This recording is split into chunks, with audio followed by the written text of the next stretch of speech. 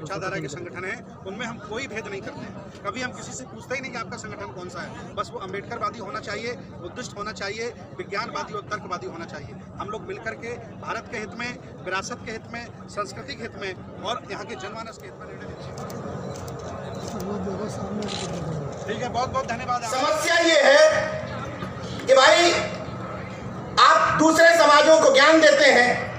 दिक्कत ये है कि अगर नाई समाज के लोग कर्पूरी ठाकुर की जयंती ना मनाए तो मनाएगा कौन? दिक्कत यहाँ पर। तो मनाने की जिम्मेदारी फुले अम्बेडकर की विचारधारा के जितने संगठन हैं, जितने हमारी समान विचारधारा के संगठन हैं, उनमें हम कोई भेद नहीं करते हैं। कभी हम किसी से पूछते ही नहीं कि आपका संगठन कौन सा है। बस वो अम्बेडकरवादी होना चाहिए, बुद्धिस्ट होना चाहिए, विज्ञानवादी और तर्कवादी होना चाहिए। हम लोग मिलकर के भारत के हित में, विरासत के हित में, संस्कृति के हित में और यहाँ के जनमानस के हित में निर्णय लेते हैं और मिलकर के काम करते हैं और हम सफल हो रहे हैं। बलदेव जी, एक तरफ तो जो दूसरी ताकतें हैं वो भारत को हिंदू राष्ट्र बनाने में लगी हैं, आप इसको बुद्ध में भारत करने के लिए लगे हो, तो ये आपको नहीं लग रहा टकराव की स्थिति पैदा हो रही है भारत में? जो हिंदू राष्ट्र बना रहे हैं उनको हमने लेटर लिखा है। पहले नेपाल को हिंदू राष्ट्र बना के कौन सा आपने अमेरिका बना लिया।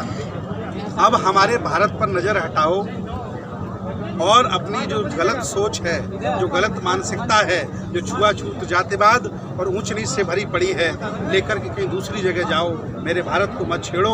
आपने हिंदू राष्ट्र नेपाल को बना करके क्या नेपाल की तरक्की कर दी?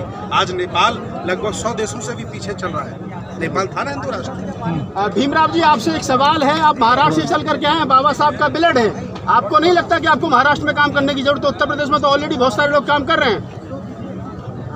मेरी जो संस्था है, जो बाबा साहब ने निकाली हुई बुद्धिस्ट सोसाइटी ऑफ इंडिया, वो पूरे देश भर में काम कर रही है।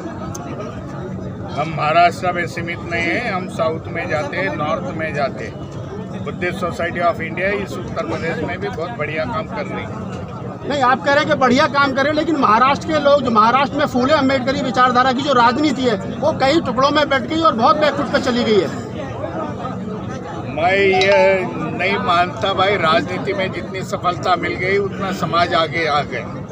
मैं इस पर निर्भर करता हूँ भाई, समाज में शिक्षा के प्रमाण कितने हैं। मैं इस पर निर्भर करता हूँ भाई, हमारे अधिकारी कितने हैं, IAS अधिकारी कितने हैं। 2-4 आमदार चुन के आने से कोई राजनीति और कोई समाज आगे नहीं जाता।